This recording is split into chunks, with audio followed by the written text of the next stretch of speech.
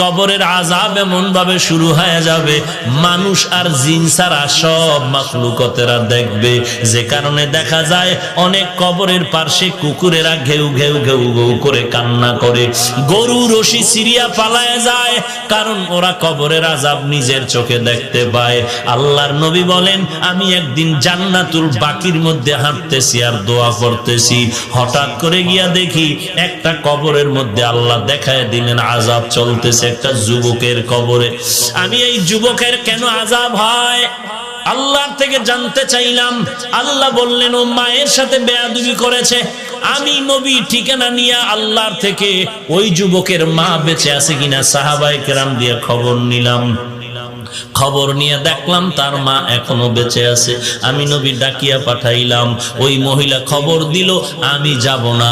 আমি বললাম, বলে দাও তার সন্তানের কবরে আযাব হয় যেন মাফ করে দেয়।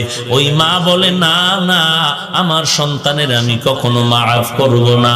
রাহমাতুল লিল আলামিন তাকে ডাকিয়া আনলেন, এরপরে বললেন, তোমার সন্তানের কবরে আযাব হয় মাফ করে দাও। বলে, না আমি মাফ করব না।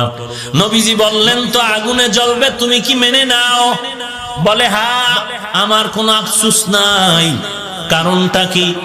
বলে, আমার সন্তান একদিন ঝগড়া করে বউয়ের সাথে তর্কর কারণে বউয়ের মায়ায় পড়ে, আমি মায়ের সাথে এমন তর্ক জড়ায় দিল, একটা ইটা নিয়ে আমার মাথার উপরে আঘাত করলো, আমি জমিনের মধ্যে পড়ে গেলাম, আমার মাথার রক্ত বের হয়ে জমিন লাল হয়ে গেল, আমি এমন কান্নায় দুর্বল হয়ে গেলাম, আমার এই কষ্ট জীবনে আর অন্তর থেকে মুছবে না।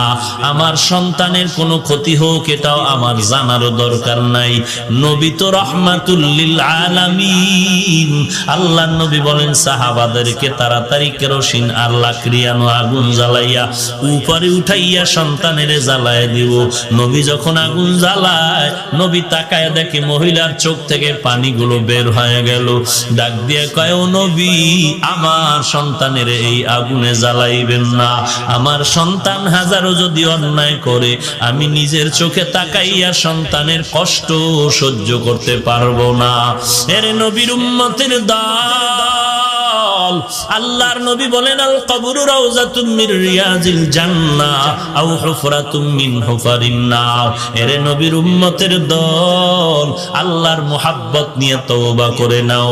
আল্লাহ তাআলা বলেন, কত বড় বড় বেঈমানকেও তো আমি আল্লাহ ক্ষমা করে মাফ করে দিয়েছি। তোমরা অন্যায় যদি করিয়া থাকো, চোখের পানি ছেড়ে কান্না করো, তওবা করো। আল্লাহর নবী বলেন, গাভীর ওলান থেকে দুধ বের করে ভেতরে যেমন ঢুকানো আর